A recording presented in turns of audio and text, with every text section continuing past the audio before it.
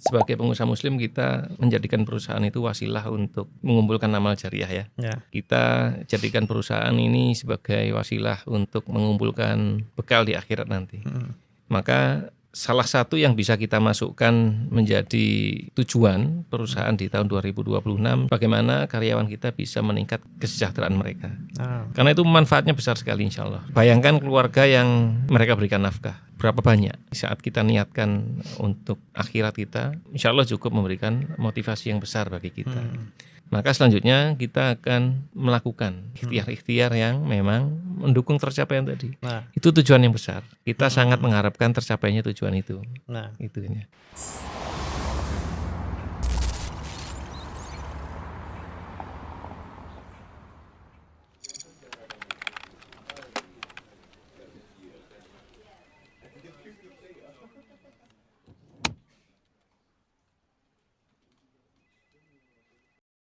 Bismillah, alhamdulillah, wassalatu wassalamu ala rasulillah wa ala alihi wa ashabihi wa man wala wa la hawla wa la quwata illa billah. Zipreneurs 2025 tinggal 2 bulan lagi. Bagaimana pencapaian target di perusahaan Anda? Sudah berapa persen? Lalu bagaimana dengan target di tahun 2026? Apakah sudah terpikirkan? Insya Allah Ta'ala podcast kali ini topiknya menarik, yaitu bagaimana kita mempersiapkan rekor pencapaian target di tahun 2026 berdasarkan sudut pandang SDM. Alhamdulillah sudah hadir bersama kita Pak Sulistyo Hadi selaku co-founder dan juga Head of People and Program di Sierra Consulting. Kita sapa dulu beliau. Assalamualaikum. Waalaikumsalam warahmatullahi wabarakatuh. Alhamdulillah sehat. Semangat Pak. Masya Allah, semangat terus ya. Masya Allah.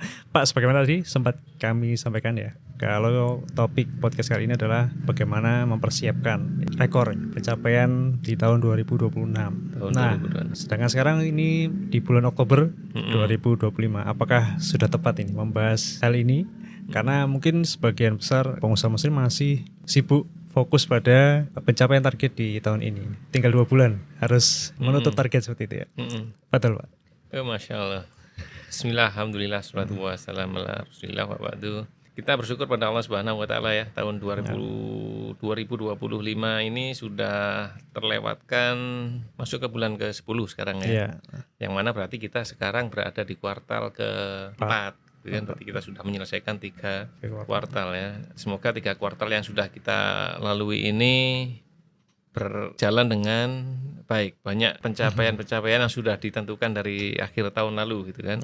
Sehingga sisa waktu yang ada, sisa bulan yang ada itu kita bisa melanjutkan untuk pencapaian target gitu ya. Kalaupun targetnya sudah tercapai, alhamdulillah, maka kita bisa mencapai yang lebih tinggi daripada target yang sudah ada. Nah, pertanyaannya menarik nih ya. 2026 itu untuk tahun usaha 2026 itu masih 3 bulan lagi gitu kan. Kita masih memiliki waktu 2 bulan, sekitar 2 bulan. Apakah sudah tepat nih persiapan saat ini gitu ya. Kita mulai dari sekarang persiapannya. Maka bismillah kita awali dari kita ngelihat dulu deh gitu ya. Bagaimana sih pencapaian kita di 2025? Bagaimana perjalanan kita di tahun ini, yang tahun berjalan ini? Bagaimana dengan perjalanan kita selama 3 kuartal yang sudah kita lalui ini? Ya, kita coba lihat dulu, kita evaluasi dulu sebelum kita persiapan ke tahun 2026 gitu ya. Pak Alfian, gimana yang dirasakan 3 kuartal ini? Wah, ya banyak tantangan. Masya Allah ya. Jadi sekilas ya 2025 itu apa yang kita sudah capai. Nah, kalau dilihat dari data statistik ya di tahun 2025 itu saya ngambil referensi dari pusat statistik ya. 2025 kuartal pertama itu ada pertumbuhan di sana ya. Meskipun ada satu bidang usaha yang kini di pertambangan dan energi ya, di sana ada penurunan. Tapi di kuartal di bidang industri yang lain ada peningkatan. Kemungkinan di kuartal kedua ini juga hampir semua ya. Kita bahkan alhamdulillah ada peningkatan dari pertumbuhan yang 4,87% di kuartal 1, di kuartal 2 ini di Indonesia ya. Pertumbuhan domestik bruto PDB di 2025 kuartal 2 itu meningkat, ada peningkatan 5,12%. Gitu ya. Jadi secara ekonomi di Indonesia itu per kuartal kita alhamdulillah meningkat gitu ya.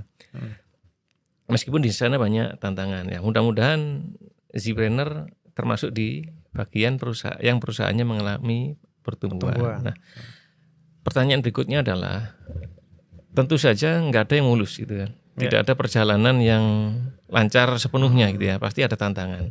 Kita mengetahui bersama di 2025 ini ada tantangan dari dalam negeri, termasuk juga dari sisi global gitu ya.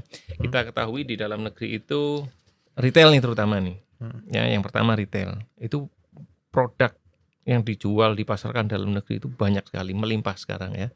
Baik itu yang memang diproduksi di domestik, juga produk impor. Banyak sekali ya. Mau impor yang legal, juga impor yang ilegal, itu membanjiri pasar. Sehingga di sana ada kompetisi produk yang akhirnya berimbas pada kompetisi harga, itu membanjiri. Ini juga tantangan. Kemudian juga kita mengetahui di sana ada kebijakan-kebijakan yang diterbitkan oleh pemerintah itu yang beberapa kali mengalami perubahan gitu ya. Kita nggak mempersiapkan ya. Itu kebijakan yang kita tidak bisa prediksi sebelumnya. Kemudian juga ada tantangan lain dari luar. Kita mengetahui di sana ada perang Rusia Ukraina. Itu juga masih menjadi salah satu imbasnya pada perekonomian. Ya, ini bagian dari dinamika secara global. Kemudian kalau kita lihat saya mengutip dari investing.com ya, di sini juga ada faktor-faktor yang berpengaruh ya menjadi tantangan di industri kita di dalam negeri. Ini disebutkan juga secara statistik ya.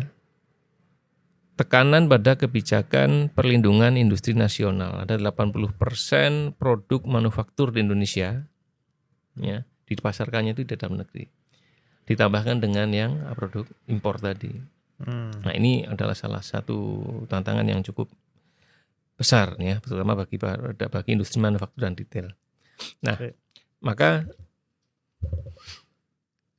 saya melihat kuartal 4 ini cukup menantang untuk menyelesaikan tahun 2025 gitu ya, mengejar mungkin yang masih ada ketertinggalan terhadap target 2025, ini kesempatan untuk mengejar ketertinggalan tadi gitu ya. 2 bulan itu waktu yang bisa jadi panjang gitu ya, selama kita sudah melakukan inisiatif sebelumnya. Tapi 2 bulan juga bisa menjadi waktu yang sangat pendek ya, kalau kita belum ada persiapan untuk eksekusi di tahun 2025 kuartal akhir ini. Nah, pertanyaannya bagaimana di tahun 2026 nanti? Anggap saja tantangan itu masih ada gitu ya, karena kan sekarang dinamis banget ya Pak Alfian ya. Tantangan itu selalu berubah. Sekarang kita itu menghadapi teknologi yang masih terus bertumbuh ya dengan pesatnya. Kemudian tantangan juga dari SDM ya. Kita bahas tentang SDM. Sumber daya manusia, tenaga kerja yang juga termasuk dari tantangan ya. Kemampuan tenaga kerja yang ada sekarang gitu. Kemudian banyak perusahaan yang berkompetisi untuk memberikan tawaran ya. Kalau ada orang yang potensial banget tuh nanti jadi rebutan gitu ya. Sehingga sementara di sana ada banyak, sebetulnya tenaga kerja masih banyak ya. Data saya lupa secara tepatnya ada berapa juta jumlah tenaga kerja yang belum mendapatkan pekerjaan tahun ini. Jadi itu salah satu tantangan. Ada tenaga kerja yang berlimpah, tapi cukup sulit untuk mencari tenaga kerja yang memiliki kualifikasi yang tepat untuk membantu kita mencapai tujuan perusahaan. Jadi anggap saja tahun 2026 adalah tahun yang cukup menantang untuk kita hadapi ya tahun depan, insya Allah demikian. Nah, kapan kita mulai persiapan untuk menyambut tahun 2026? Apakah mau nunggu bulan Januari, yang mana itu sudah masuk tahun 2026, atau sekarang? Selesaikan dulu yang 2025. Ya, jadi selesaikan, tetap kita melanjutkan gitu ya. Eksekusi itu untuk 2025, tapi kan kita harus berpikir strategik ya. Ya, di mana kita harus mulai merencanakan, menentukan ya, sebelum nanti eksekusinya itu di bulan Januari kita sudah langsung mengeksekusi. Maka sebagaimana biasanya kita selalu memberikan saran kuartal 4 ya itu sudah kita mulai.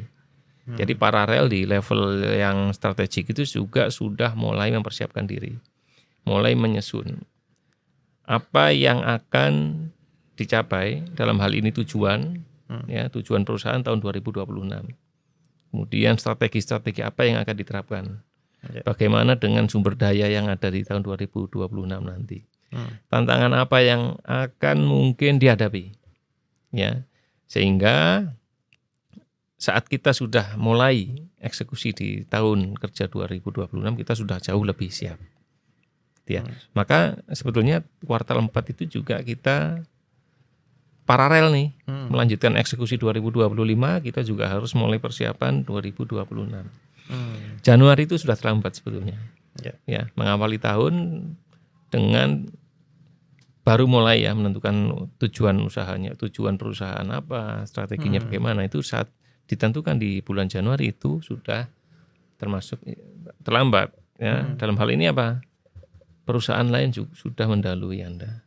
Nah, itu yang menjadikan kita nanti kalah cepat ya Pak Alfian. Sayang kalau seperti itu. Nah, berarti sudah kuartal 4 Pak ya? Kuartal 4 sudah mulai persiapan untuk menentukan target dan strategi di tahun 2026. Nah, untuk target sendiri Pak, apa ada caranya menentukan Pak?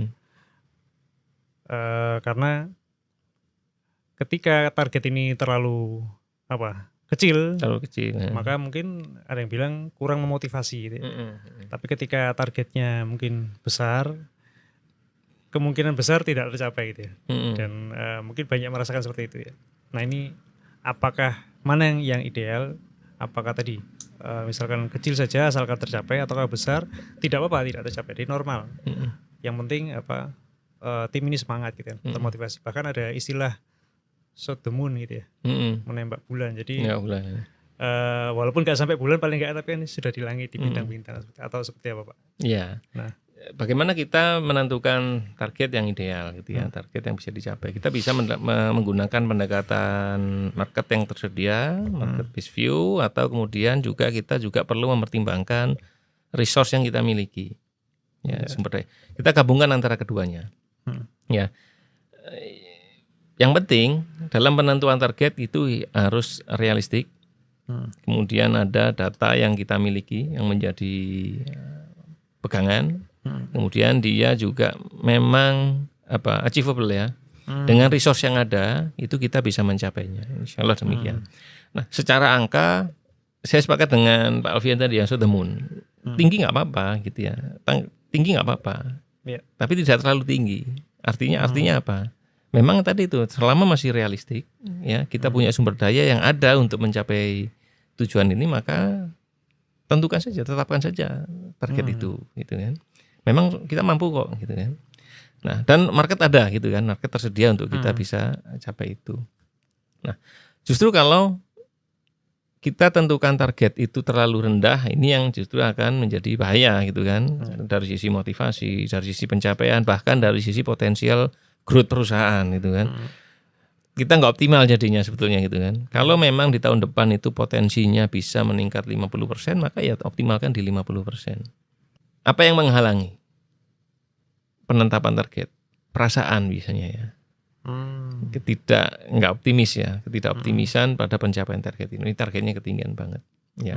Tapi kalau itu bisa dibarengin dengan bahwa ini target ini berdasarkan data yang kita pakai, ya, ini adalah realistis, ini ada achievable, kemudian juga terukur, maka insya Allah kita bisa melakukan ikhtiar-ikhtiar atau inisiatif-inisiatif untuk mencapainya.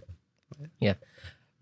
Kalau menggunakan pendekatan OKR, salah satu alat ukur itu memang di sana ada angka ya yang menjadi salah satu referensi itu 30% penaikan tahunan.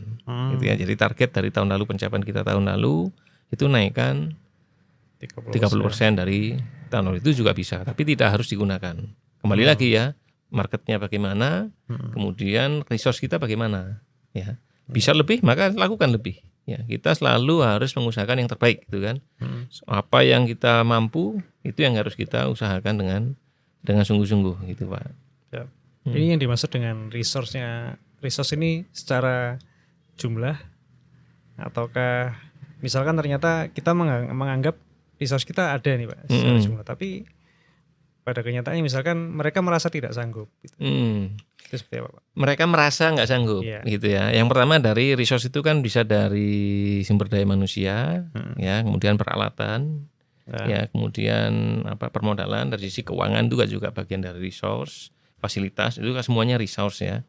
Nah, kita ukur berapa sih output produksi, berapa sih hasil ya yang bisa didapatkan dengan resource yang ada ini. Kemudian jika dioptimalkan, ditambahkan, ya, ada yang bisa dibuat lebih efisien. Apakah bisa menghasilkan yang lebih banyak? Nah, potensi hasil ini ya itu menjadi pertimbangan ya untuk menentukan target kita dari sudut pandang resource. Ya. Kita fokus kepada resource sumber daya manusianya saja ya untuk yang pembahasan kita kali ini. Jumlah orang ya itu bagian dari resource ya. Berapa jumlah yang ada, tim yang ada, itu berhubungan dengan kapasitas. Kemudian yang kedua adalah bagaimana dengan kemampuan mereka. Ya. Jumlah banyak, maka perlu didukung dengan kemampuan menyelesaikan pekerjaan. Gitu kan. Atau dalam hal lain, kalau sudah ditentukan tujuannya, maka yang berikutnya apa? Eksekusi kan gitu kan ya. Maka untuk menjadikan ikhtiar mengeksekusi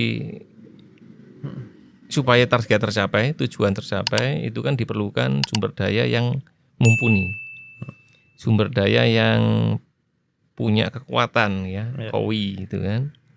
Nah, selain kita mengetahui berapa jumlah orang yang kita miliki, sumber daya manusia yang kita miliki, kita juga perlu mengetahui bagaimana dengan kemampuan mereka. Ya, mampu nggak mereka mencapai target ini? Gitu ya. Tentu saja kalau sudah ditentukan tujuannya, maka kita harus mengikhtiarkan supaya tujuan itu tercapai. Gitu ya. Bagaimana dengan kemampuan orang ini? Kalau mereka kita anggap belum memiliki kemampuan yang cukup, maka kita harus tingkatkan kemampuan mereka.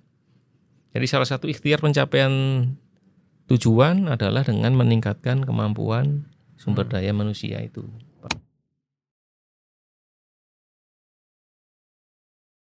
Masya Allah, menarik nih Pak. Kita anggap target sudah ditetapkan, termasuk juga strateginya. Nah, tadi disampaikan kalau mereka tim ini merasa tidak sanggup gitu ya.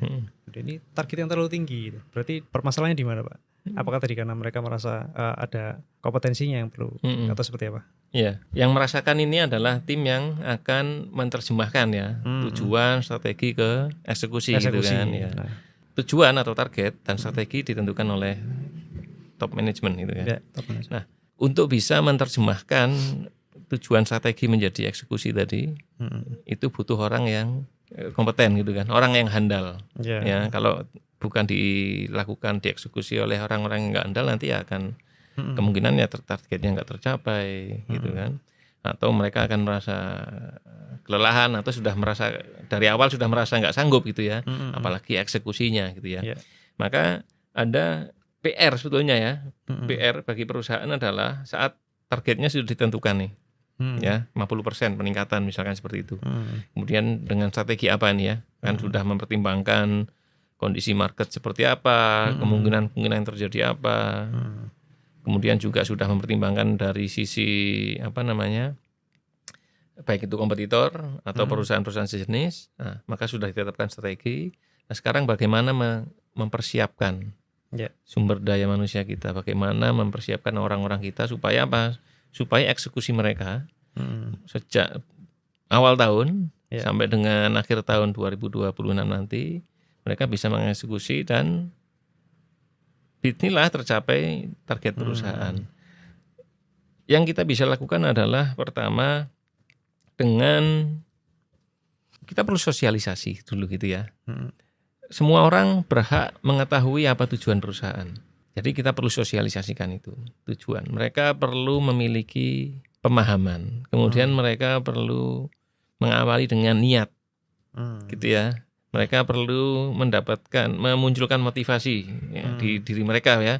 Tahun depan kita punya target yang lebih tinggi. Mereka perlu memunculkan semangat itu.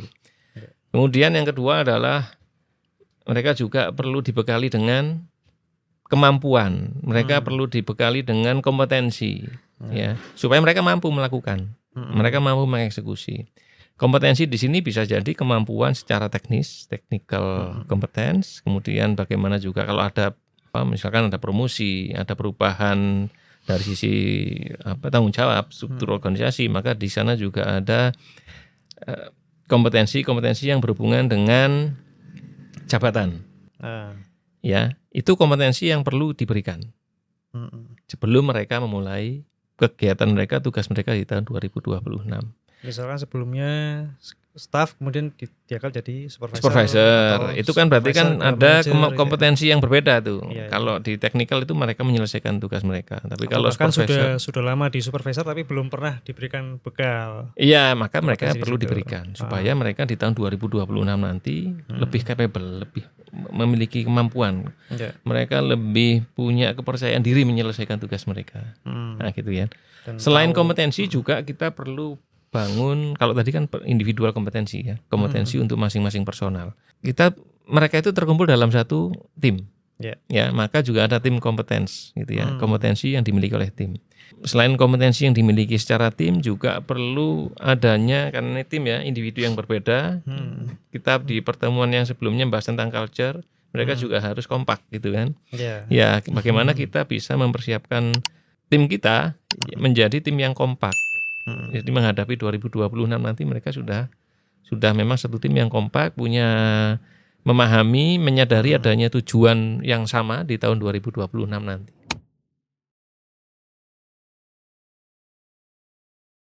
Apa sih yang bisa kita lakukan selain bisa kita dalam bentuk memberikan pelatihan. Bisa juga yang umum dilakukan adalah outbound seperti itu ya. Jadi selain memberikan kesempatan untuk mereka meningkatkan kemampuan, mereka juga teamworknya, team bondingnya itu juga meningkat. Nah, ini adalah dua hal yang saya kira dibutuhkan ya dari sisi SDM ya untuk mempersiapkan pencapaian di tahun 2026. Nah, tentu saja tidak selesai di akhir tahun ini untuk persiapan satu kali pelatihan untuk 1 tahun kegiatan 2026 ya, karena pelatihan adalah sesuatu yang investasi ya, yang harus dijalankan oleh perusahaan. Ini bukan pengeluaran, bukan biaya, tapi investasi yang harus terus diberikan, mana kita terus bertumbuh gitu ya. SDM itu adalah sumber daya yang terus bertumbuh ya, berbeda dengan mesin, maka juga harus terus kita berikan kesempatan untuk berkembang. Pengembangan dan pelatihan itu terus diberikan. Yang ASAN memang dimulai di kuartal 4 tahun 2025 ini, jika tujuannya adalah tadi pencapaian target 2026. Tadi Pak, kompetensi itu diberikan melalui pelatihan. Kompetensi dalam bentuk pelatihan bisa, itu untuk knowledge berarti ya. Kompetensi itu kan ada knowledge, ilmu pengetahuan, kemudian skill, keterampilan, kemudian juga behavior atau di sisi pengalaman. Pelatihan itu memberikan kita untuk bertambahnya pengetahuan, knowledge. Keterampilan itu nanti bisa dengan praktikal. Selain pelatihan, mentoring juga bisa. Ya. Pelatihan bisa melibatkan internal atau eksternal. Mentoring itu yang paling berpengaruh ya. Kalau mentoring itu biasanya atasan yang sudah lama di perusahaan. Yang ini, misalkan Pak Alfian ini sudah memimpin satu tim ya sekian tahun. Ya, Pak Alfian adalah termasuk orang yang lebih memahami gitu kan. Maka ya berikanlah pengetahuan, pengalaman yang Pak Alfian miliki ke tim yang berada di bawah Pak Alfian. Nah, itu kesempatan kita untuk mentoring. Nah, ini sampaikan misalkan bisa dalam bentuk tim bonding gitu ya, outbound, dalam bentuk kegiatan di luar. Ya, ini bisa diberikan dengan metode-metode tadi, pelatihan, training atau kegiatan yang bersifat mentoring. Nah, bagaimana dengan pengusaha muslim yang ternyata ketika mungkin pelatihan ini sudah dimasukkan di perencanaan Pak, akan ada pelatihan karyawan, tapi karena ketika menghadapi kondisi di mana harus melakukan efisiensi, biasanya training ini didulukan untuk dihilangkan, Pak. Subhanallah. Ya apa ya? Sekedar ya nice to have Nice gitu. to have. Kalau ada ya alhamdulillah, kalau enggak ya kok nggak bisa ya udah nggak Iya, usah gitu ya. Mungkin Masya tahun depan Allah. lagi, tahun depan gitu. Ya. Tahun depan sama lagi Iya, gitu ya. seperti apa itu, Pak? Iya, subhanallah.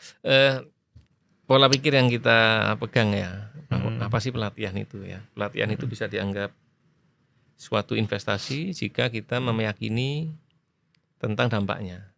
Ya, tapi pelatihan itu bisa dianggap sebagai biaya ya. Saat kita tidak menyadari ya dampaknya pada saat kita tidak menyadari dampak pada pertumbuhan perusahaan. Ya. Pelatihan itu menjadi investasi dengan catatan ya. Yang diberikan pelatihan ini ya, yang baik ya, mereka akan selain bertambah pengetahuan, keterampilan, mereka juga memberikan perubahan dalam sisi perilaku ya.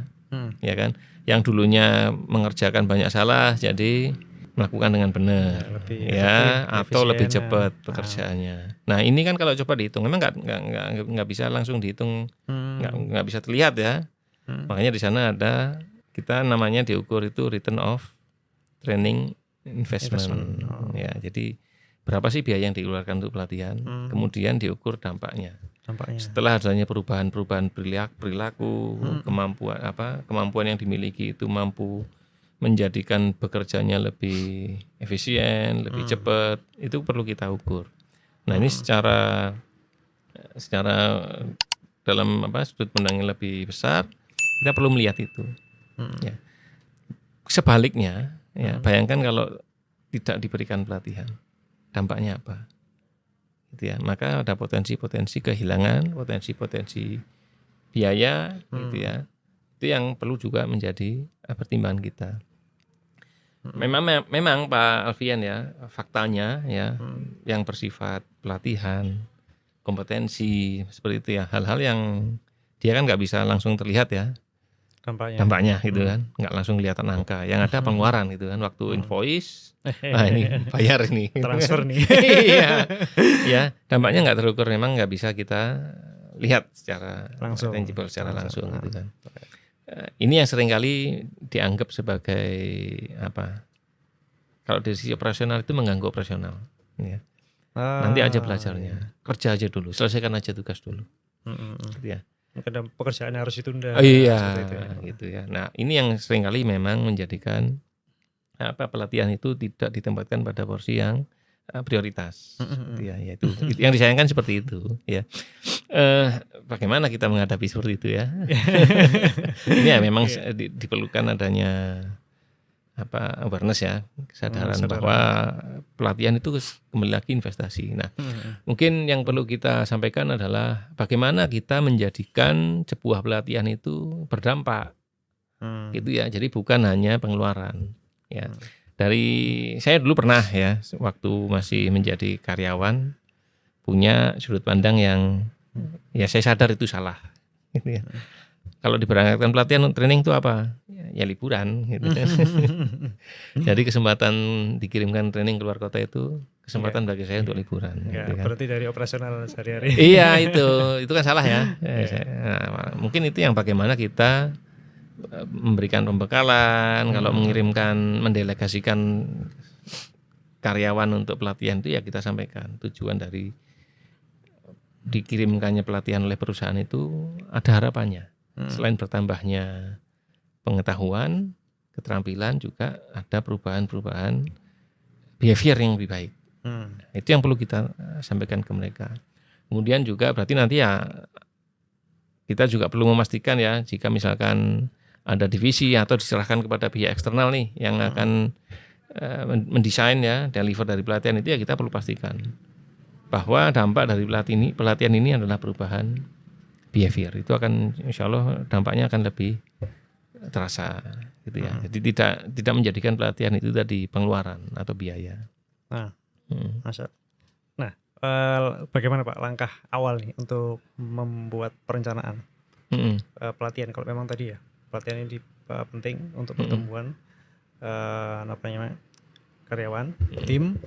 Namun tadi sempat disebutkan investasi, berarti kan juga ada kemungkinan kita salah nih, salah investasi, salah perencanaan dan sebagainya nih. Awal langkah memulai seperti apa, Pak? Iya, Masya Allah ya.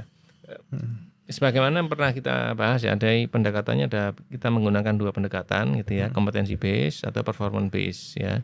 Kalau yang performance base itu apakah selama ini ada problem ya, kendala-kendala yang selama ini kita hadapi atau ada insiden mungkin ya yang berhubungan dengan quality, yang itu root cause-nya adalah tentang kurangnya pengetahuan, kurangnya keterampilan ya. Maka itu pelatihan yang kita berikan. Atau kompetensi base, kita merencanakan, kita sudah menetapkan target tadi 2026 dengan strategi. Nah, setelah kita analisa target dan strategi tadi, kemudian kita analisa kompetensi apa ya, kompetensi apa yang dibutuhkan oleh tim kita. Nanti kita lihat dengan sumber daya yang ada, sudah dimiliki atau belum. Kalau belum, maka kita berikan pelatihan yang relevan ya, supaya tim kita memiliki kompetensi yang diperlukan tadi. Gitu ya. Perlu waktu ya, gitu ya, perlu waktu untuk menganalisa ini. Tapi kembali lagi, kalau tujuannya adalah supaya pelatihan itu efektif, dampaknya tepat, maka itu perlu kita lakukan ya. Mengidentifikasi, menganalisa pelatihan apa yang perlu kita berikan. Gitu ya.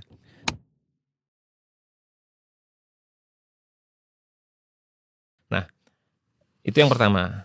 Kemudian yang kedua tadi juga, karena ini berhubungan dengan persiapan 2026 ya, di akhir tahun ini, ada hal juga yang penting juga tadi, selain pelatihan untuk kompetensi, juga tentang teamwork tadi ya.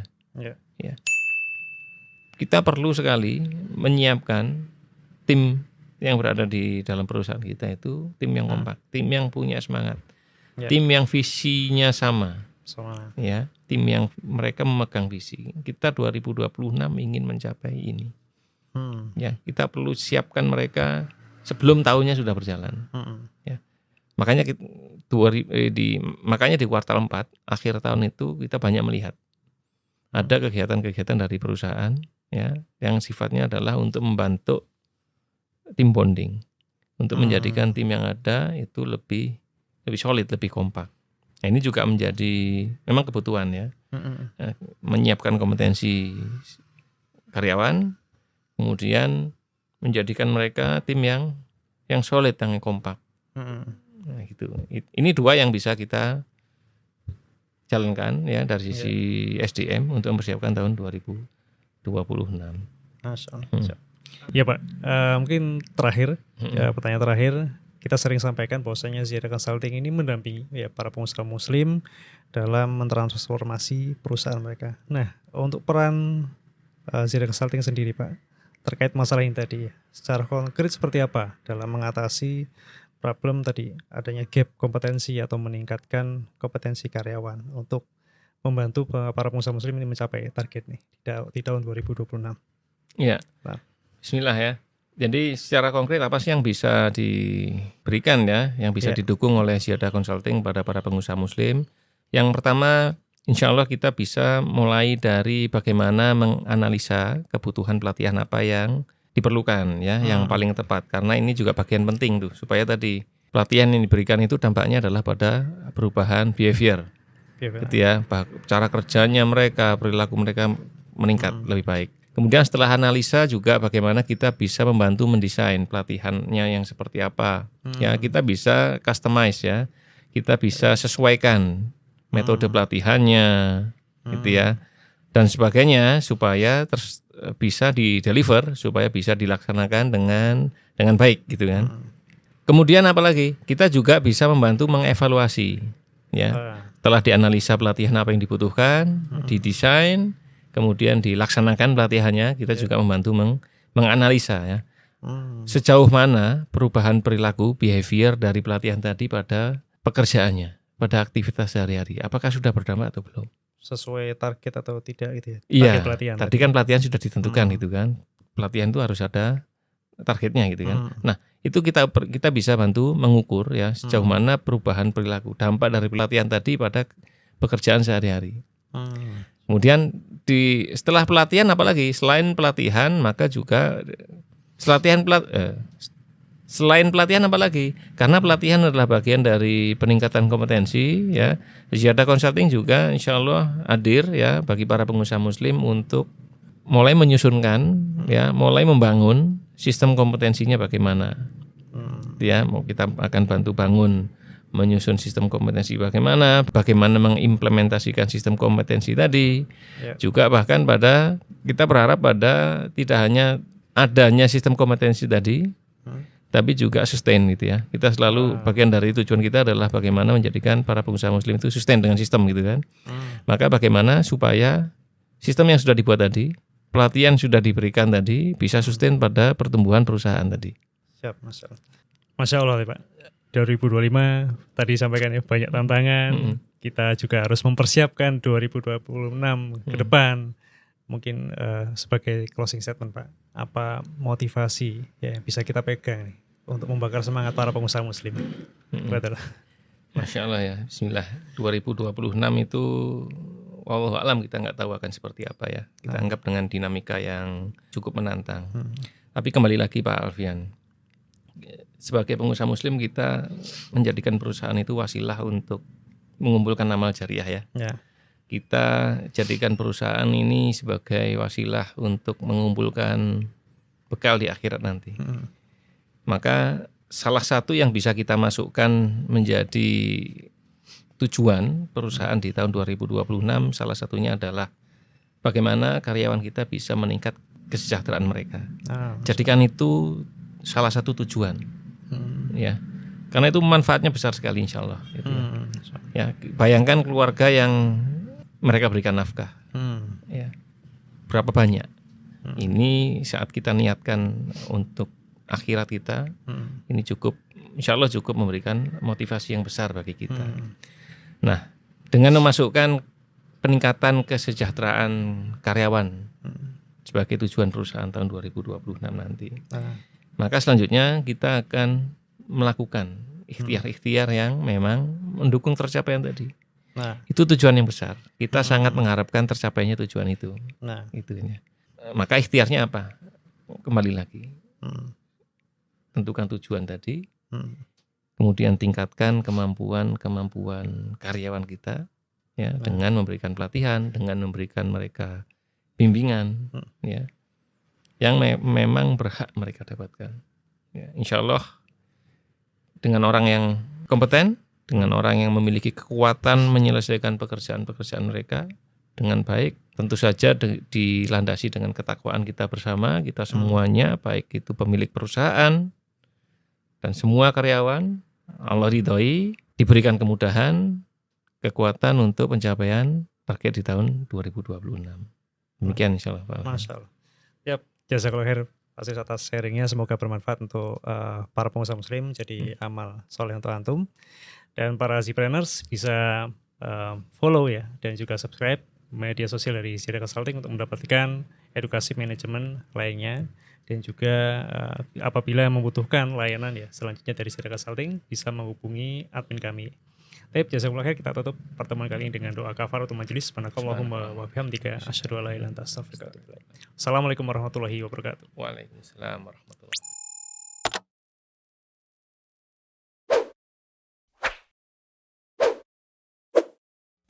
Halal, Transform, Accelerate. Ziyadah Consulting.